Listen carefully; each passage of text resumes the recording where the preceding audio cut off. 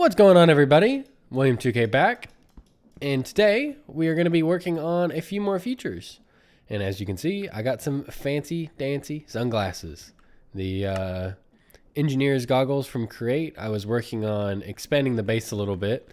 Down this wing here, I went ahead and made this 9x9 crafter that we would need for later. I also put the press and the mixer down here. Fortunately, we have friends spawning down there. Speaking of friends, a good solution is to make a torch, and not just any torch, but the mega torch. We should be able to place this down, let's say, right here. And now, hopefully, they don't spawn anymore. I hope. Anyways, for today, the thing that we want to work on the most is, well, all this stuff. I'm going to get industrial 4 going. And for that, we're going to need a few things. The first resource is latex, followed by pink slime, and eventually aether gas, as I'm going for the weather builder. And we need a supreme machine frame, but everything in this mod needs, well, plastic. And plastic comes from latex, which comes from a fluid extractor, yada, yada, yada, right? So the first thing that we want to do is I went ahead and wired up a few of these.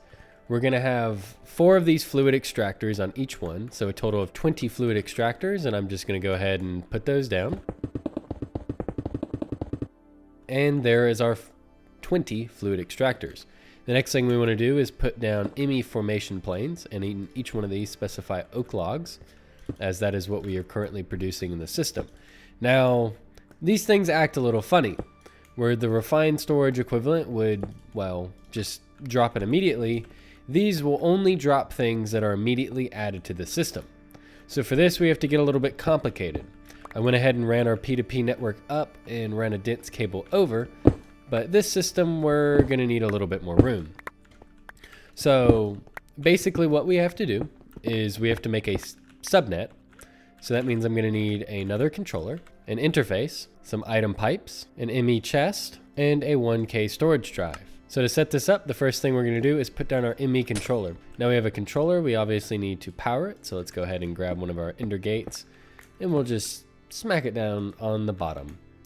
And that makes it nice and neat out of the way. So now we have our powered controller, and the next step is a ME chest, which I'm actually going to locate over to that side, and an interface. Now to this interface, I want to run a smart cable. And here we want to import logs.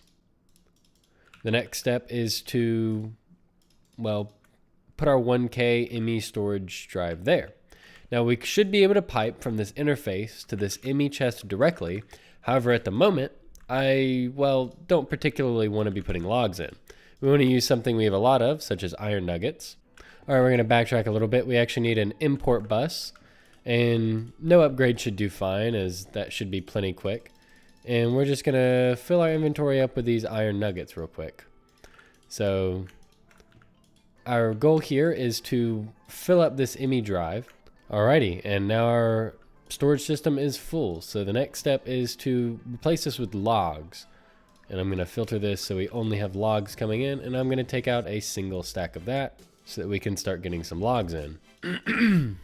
Now we have our single stack of logs and 8,000 nuggets. That should mean our drive is full. So now the next step is this ME system only has logs in it. So now all we simply have to do is connect that up to here. And, well, up above, I'm sure you heard. It has now placed the logs, as these immediately place any item that comes into the system. So we just have to keep feeding it logs, and, well, this will take care of that perfectly. And we can see our fluid extractors are already extracting a little bit of latex. Now this is very slow, as they don't have power, and, well, we're going to want to have power. And the other thing is we're going to want to start to extract this latex. Now, to do that, we're going to, well, need a whole lot more channels. So that's why over here we have a thick one, because each one of these will not only need to be able to place the log, but we'll also have to extract the latex and give them power. One thing I noticed is that, well, we want to keep these AE systems separate. So that means we're going to have to get a little bit creative with our wiring, as we do not want these two systems to be interacting with one another. And after a long fought battle with the cable gods, we have now essentially extracted latex from all of these devices. As we can see, it's building up semi-quickly. Over time, we'll get the upgrades to be able to make these go faster, but for now, 5 of these little systems should be good enough. Now that we have our latex, the next thing that we're going to want to do is make something called a latex processing unit. This is going to need a bucket of latex, which handily we can grab out of our system just like that and craft it. These machines here is going to take latex and water and turn it into tiny rubber pieces. These machines will also need power and a source of water and a couple other things. So I ideally believe that the best course for these machines is to use our good old friend XNet. XNet has been severely helpful so far and is going to continue to be very helpful in the long run. So as with any XNet system, our first goal is going to be to, well, get a controller, and we will just put our controller right there for now. The next step is going to be to make these blue connectors. Just to be safe than sorry, so we don't have to redo this, I'm going to go ahead and make 3 advanced connectors. What these allow you to do is specify the side of the machine that you want to interact with. So if we want to do something, let's say on the top, all we would have to do is put one of these here, and it would accomplish that goal for us. And there we go, simple as that. Here we can import our latex. We'll say, looks like 4 buckets is the max. We'll actually get rid of that. We're gonna do 3 because we have 3 of these, so 3 buckets. And over here on our controller, make an energy from here. And this one seems like it should be simple enough. So I haven't really gotten into detail about how XNet works, but that's what we're about to do. So over here, we can specify what type. For this one, we're going to want xnet.fluid. What that means is that we can create one and we can extract from here. For this, we actually are going to need a bucket of latex to filter this.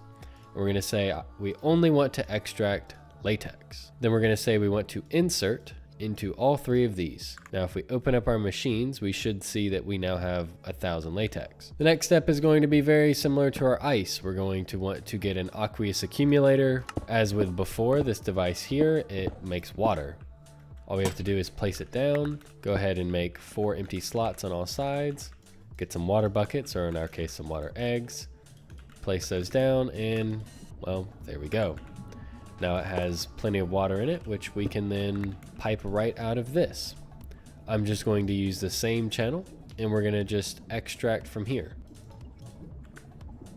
So now we should be extracting water every second and putting it into our latex processing units. Now the last step for these machines is, well, the power. And all we have to do here is click on insert, insert, and insert. And now we should look at these and see that they've began to run. Now I'm not sure if our latex production is going to be able to keep up, but for now this is going to make the things that we need, which is, well, the plastic, which is going to be used for a lot of things, mainly in a machine called the dissolution chamber. Now with this, we can make some of these machines to start working towards our aether gas, which is the main thing that we need for the wither builder. Now another thing that we're going to need is this mob slaughter factory. Now if we take this downstairs to where we have our mob spawner, alrighty. So after looking into it a little bit more, I figured, well, if we put this in, we should be able to kill the withers and not really have an issue. And given that we should be able to kill the wither skeletons. So now when we spawn them in, they should just all appear, and then after a moment, they should, well, disappear as this machine slowly grinds them up. Now we're getting a lot of liquid meat and a little bit of pink slime. The resource that we actually want from this is the pink slime because we need it to make the advanced machine frame, which we're going to need for the supreme machine frame, which yada yada yada. These laser drills as well are going to need advanced machine frames, which require the pink slime too. So for now, this is just going to be our temporary solution. Let me farm a little bit of pink slime and get prepared for the next step, and we'll be back then. And we are back. I went ahead and made the room for the withers. It looks like we have a friend in this one. But essentially, we're going to have 8 wither spawners and killers. He's kind of loud.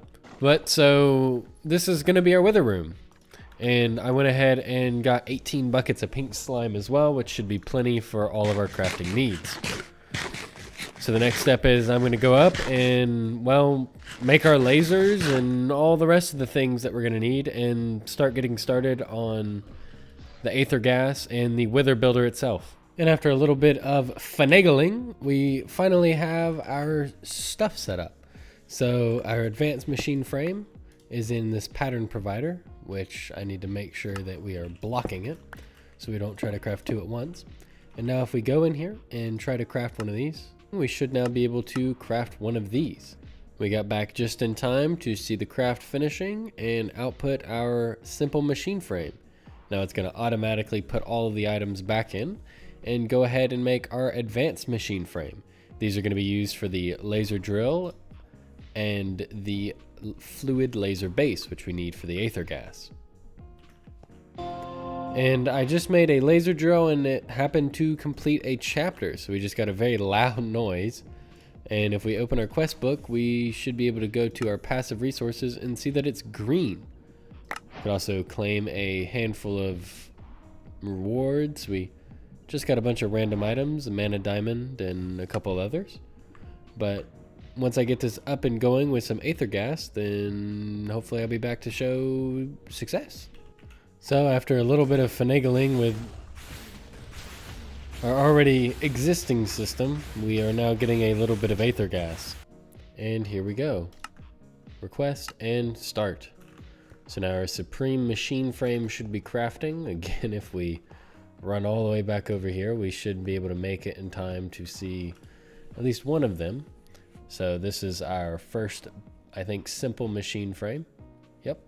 And then the simple machine frame will be crafted into the advanced machine frame.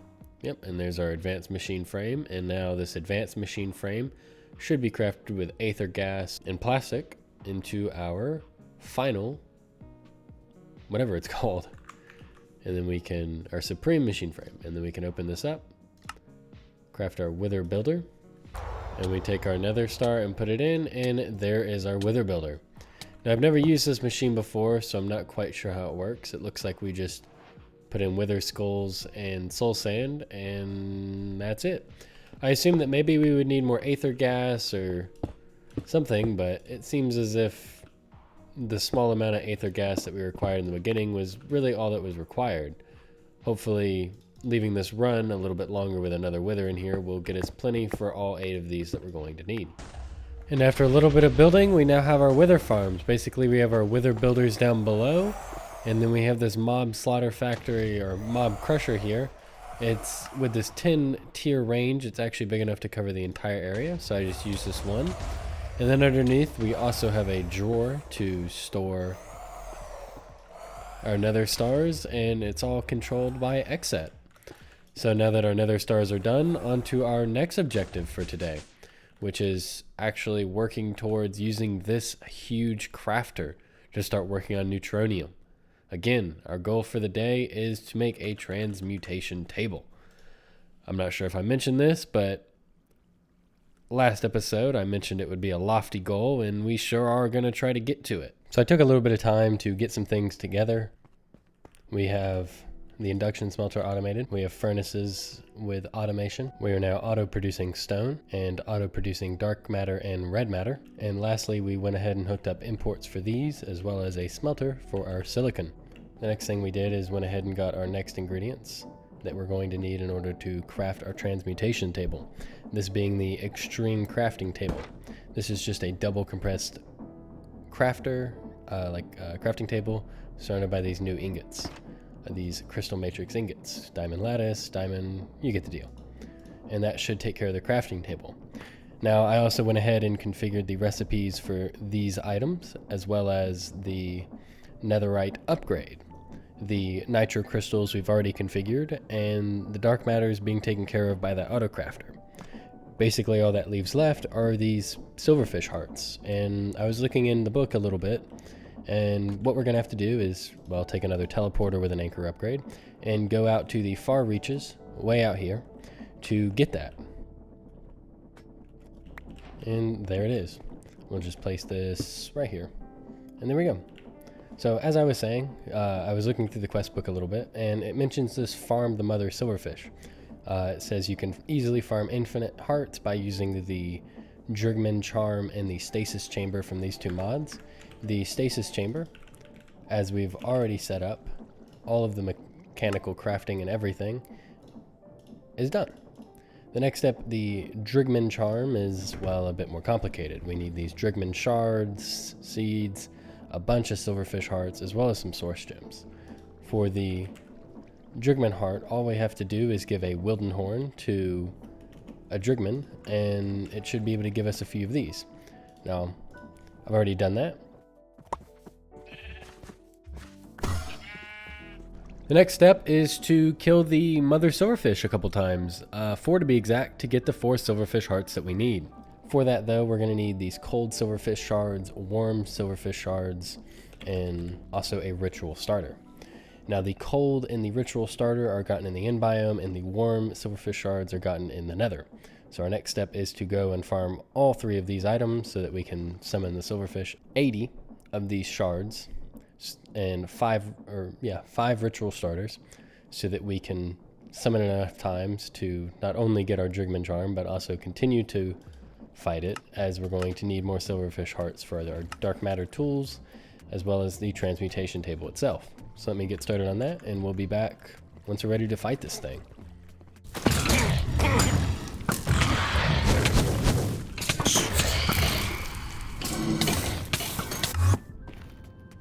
Whew. And there's 17 warm silverfish shards, and the rest are in the system. So now we have enough silverfish shards from the nether to summon the Mother Silverfish 5 times. Our next step is to venture out into the end and get enough from there to summon it another 5 times. So if the nether struggles or anything to go by, then the end won't be any easier. And after a lot of digging, we finally reach our first end city. Now, this seems a lot smaller than nether, so to get our 80 shards, we might have to go find another one in the ring. And after a little bit of time, we were able to get 7 ritual starters, which is a little bit better than 5. Now, after exploring a little bit, I wasn't really able to find anything, so that kind of leads me back to this dungeon for the cold silverfish shards. I thought they would be found in the end, but it seems as if this is actually where I want to look. So let me get a stack of cobblestone and, well, start exploring this normal dungeon to see if I can find any of these shards that we're after.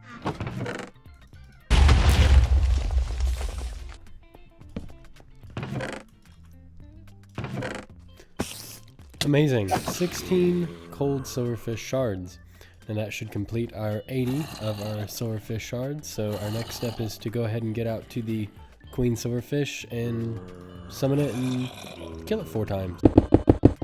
So I figured while I was digging out into the endless abyss looking for a dungeon that may or may not exist, I'd go ahead and craft a couple of these neutronium collectors.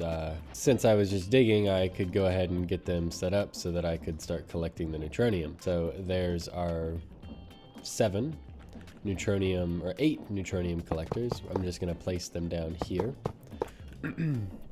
And I've also noticed that they are, well, quite slow, which means we're going to want something such as the Watch of Flowing Time. Now that goes on a dark pedestal, which is, well, easy enough to make. Done. Which we could put right there. The next step is the watch, which is a bit more complicated as we have to pass it through 6 times, which means we need 6 dark matter blocks. We're going to need 6 glowstone blocks, and we're going to need 6 pieces of obsidian. For now, I'm just going to manually put our clock here, as well as feed it these materials one by one, just so that we can get the process started. Eventually, I'll make a automated system for this, as well, this isn't very efficient to make the watch, but as we only need 1 right now and I want to get back to searching for the dungeon, I figured this would be a quick solution for that. So all we have to do now is put this on a belt, or on a pedestal, and right click it, and now we should see these start to produce much, much quicker. And after a very long tunnel, we finally found the boss arena. I've ended up using the destruction gadget to, well, dig my way here. But it looks like the boss arena is at about Y-1, which is about where we are. So I'm just going to keep going until we get straight ahead into the boss arena. And it looks like we're here. So a couple things we're going to want is firstly a mega torch to go ahead and run in here and place down. We'll say right there. Now that we've cleared out a few of the mobs and well, gathered a whole bunch of random garbage in our inventory, let's see what this area has to offer. I'm just going to go ahead and break these all one at a time, as I know they have some good stuff in them. And looks like we were able to get a saturation module and an elite and a Klein star. This one again, just a few basic items. We were able to get some speed rooms from blood magic, which will actually help us to advance through that mod much quicker than we would otherwise. After breaking a few more, we were able to get some runes of sacrifice and a few other various items. And we have arrived back at the boss. So now that we have our system set up and also have our stasis chamber, the first thing I wanted to do was, well, place our stasis chamber. Now that we have our stasis chamber, we would be adding our Drigme, but, well, we need to kill this thing 4 times.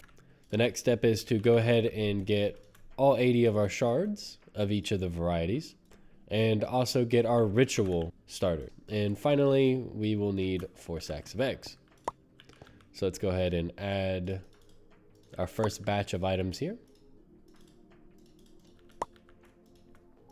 And finally, we have to right click on it with a ritual starter. And this should, well, start the ritual. And there we go. There's our silverfish. And hopefully he should be maintained in the center there, so I can just take out his guards and then go finish him off separately. And it seems as if I have made this fight rather uneventful by trapping him. But won't make it any harder than it needs to be, am I right?